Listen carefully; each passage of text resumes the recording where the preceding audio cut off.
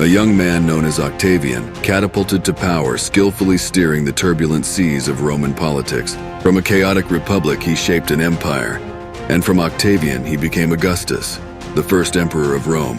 We will journey together through Octavian's era, known as Pax Romana, and investigate what made his reign one of the most influential periods in Western history.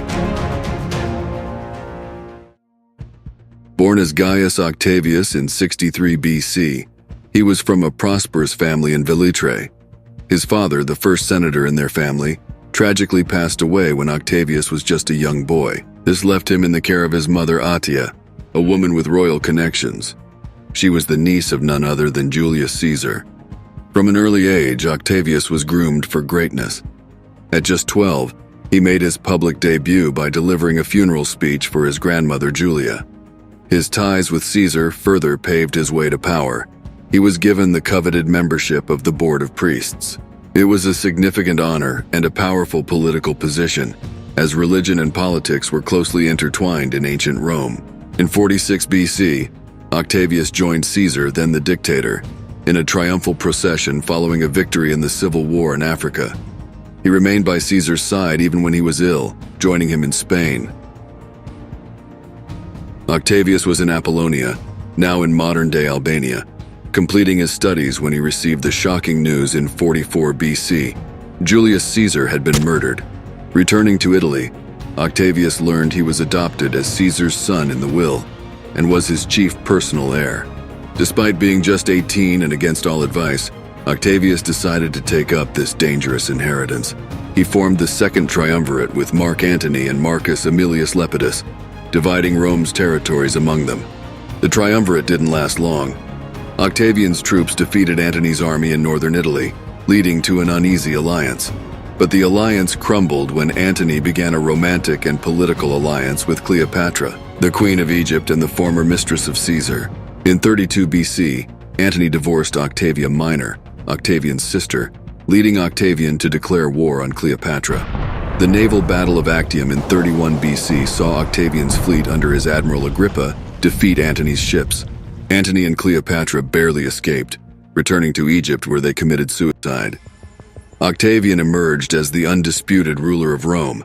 In 27 BC, the Roman Senate conferred on him the name Augustus, meaning the Exalted One. He became the first emperor of Rome, though he never claimed the title for himself. Augustus was not just a military leader, he was an administrative genius who reorganized the Roman Empire after decades of civil wars. He transformed the dying Roman Republic into an enduring, stable empire, marking the beginning of the Pax Romana, or Roman peace. Augustus expanded the empire, annexing Egypt, parts of Spain, areas of Central Europe, and even lands in the Middle East. These additions, along with the end of civil wars, fostered the growth of an enormous trading network. Augustus completely reorganized Roman life. He passed laws to renew religious practices and encourage marital stability. He instituted a system of taxation, while also expanding the network of Roman roads.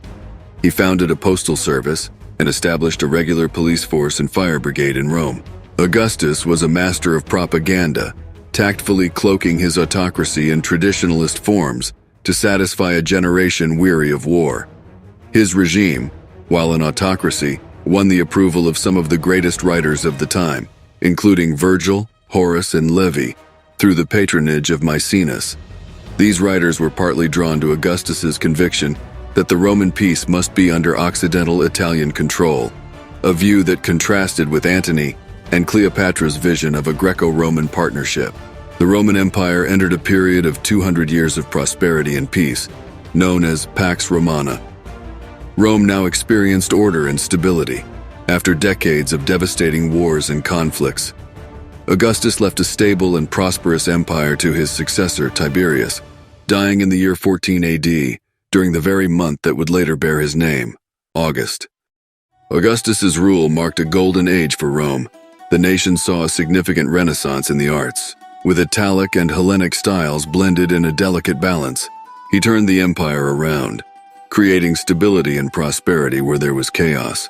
More than an emperor, Augustus was a visionary leader whose impact is still felt today. His legacy continues to remind us of a time when under his rule, Rome stood as a beacon of civilization.